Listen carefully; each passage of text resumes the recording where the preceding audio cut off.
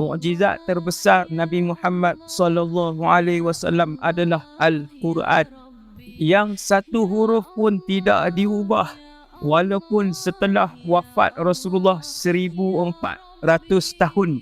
Tuan-tuan buka Quran, mula daripada Al-Fatihah sampai minal jinnati wan nas, satu huruf tidak diubah. Kitab-kitab agama lain banyak diubah, ditambah-tambah isinya.